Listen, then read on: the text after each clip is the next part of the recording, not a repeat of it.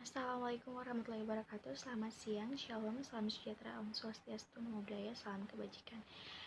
Yang terhormat Pak Roni Sulistianto Luhukai selaku dosen pengampu mata kuliah pemerintah daerah. Di sini saya meminta izin untuk memaparkan hasil tugas saya yang dimana sebagai pengganti ujian tengah semester. Yang berjudul Karakteristik Perlindungan Hukum Orang Asli Indonesia dalam Perspektif Otonomi Khusus. Undang-Undang Dasar Negara Republik Indonesia tahun 1945 merupakan dasar negara tertinggi di Indonesia. Dalam tataran normatif, Undang-Undang Dasar Negara Republik Indonesia 1945 dianggap sebagai norma hukum tertinggi, the supreme law of the land dalam sistem hierarki norma hukum di Indonesia. Pernyataan ini mengandung makna bahwa konstitusi tersebut memiliki derajat yang paling tinggi dibandingkan dengan bentuk peraturan perundang-undangan lainnya. Sedangkan dalam tataran praktis, posisi konstitusi sebagai hukum tertinggi bermakna bahwa segenap elemen bangsa, baik penyelenggara negara maupun warga negara dalam menunaikan tugas menyelenggarakan kehidupan berbangsa dan bernegara haruslah mengacu dalam merujuk pada konstitusi.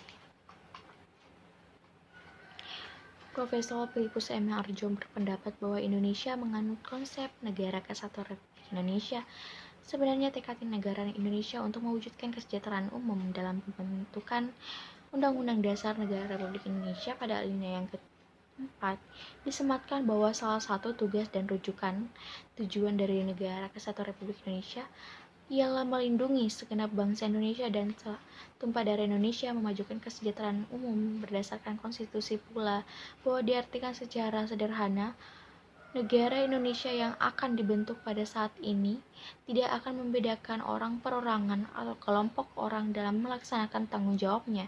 Pemikiran ini muncul dari kesadaran bahwa rakyat adalah pemegang kedaulatan tertinggi dari suatu negara, sedangkan negara dibentuk dengan kewajiban untuk memberikan perlindungan kepada seluruh rakyat tanpa diskriminatif atau perbedaan berdasarkan agama, suku, pandangan politik, letak geografis dan sebagainya, termasuk dalam hukum adat khususnya berada di daerah pembatas, daerah paling sudut, paling terbelakang, paling tertinggal dalam letak geografis Indonesia.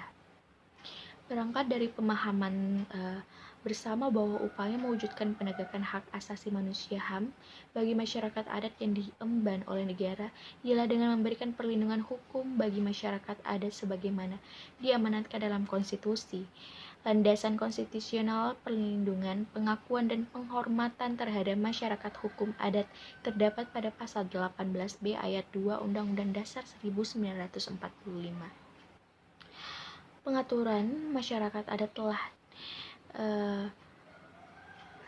keberadaannya telah diikuti pula dan dijelaskan pula pada konstitusi yang dimana dalam pasal 18 ayat B ayat 3, pasal 281 ayat 3, pasal 32 ayat 1 dan 92 Undang-Undang Dasar 1945.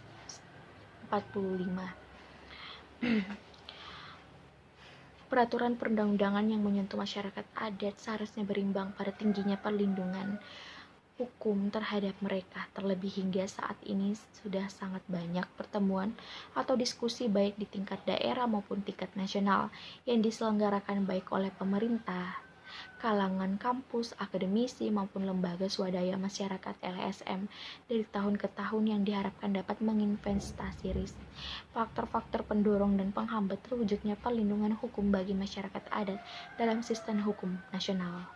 Namun upaya perlindungan hukum terhadap mereka masih belum optimal hingga saat ini.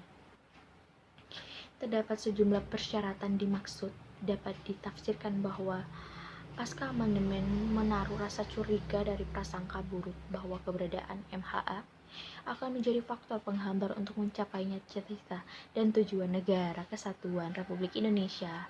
Atau mungkin saja karena adanya semacam kekhawatiran bisa mengganggu jalannya demokrasi modern atau tatanan negara berbentuk republik. Oleh karenanya adanya persyaratan-persyaratan yang membatasi keberadaannya itu yang dasarnya memang sulit atau bahkan mustahil dapat dipenuhi secara keseluruhan.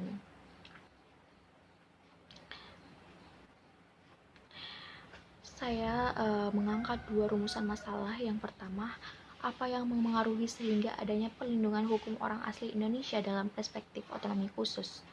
Berbicara tentang perlindungan hukum masyarakat adat tentunya harus berangkat dari hak-hak masyarakat adat dahulu dalam kaitannya dengan pengakuan dan pengaturan di dalam hukum nasional. Untuk itu, hal pertama yang harus dilakukan adalah mengetahui posisi dan kedudukan masyarakat adat itu sendiri sebagaimana subjek hukum yang memiliki hak-hak adat tersebut di dalam kerangka negara kesatuan Republik Indonesia. Nah, perjuangan masyarakat adat dalam mempertahankan hak-hak selalu gagal karena mereka berhadapan dengan sistem politik yang oligarkis dan sentralistik, serta sistem ekonomi yang berpihak pada kepentingan pemilik modal. Mereka selalu berhadapan dengan aparatur negara, keamanan yang memiliki senjata, dan para pemilik modal yang dengan kekuatan dananya, uangnya dapat menggunakan aparat keamanan untuk menghadapkan gelombang protes masyarakat adat itu sendiri. Masyarakat adat kini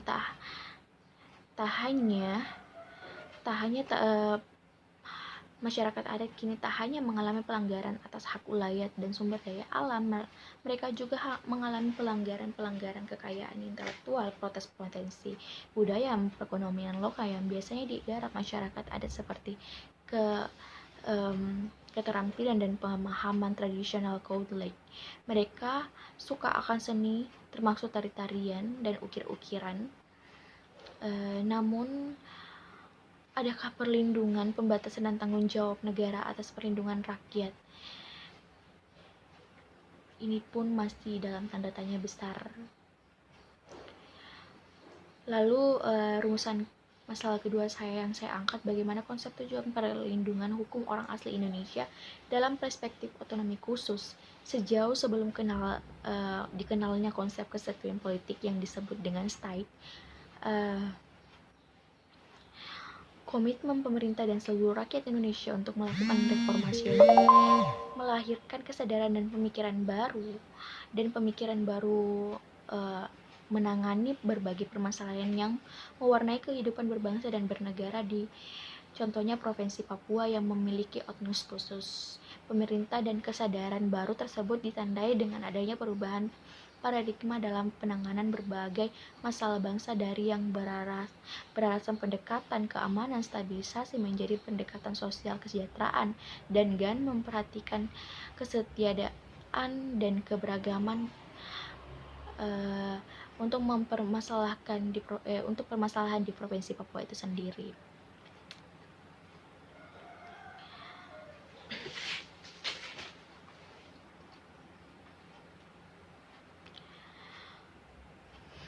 Berangkat dari kasus tersebut, Otsus Papua bukanlah suatu hadiah dari pemerintah pusat. Otsus Papua bukan seperti diibaratkan gula politik yang diberikan oleh pemerintah agar orang Papua diam dan tidak lagi menyuarakan kehendak untuk memisahkan dirinya dengan Negara Kesatuan Republik Indonesia. Tapi sebaliknya, Otsus Papua adalah suatu perjuangan.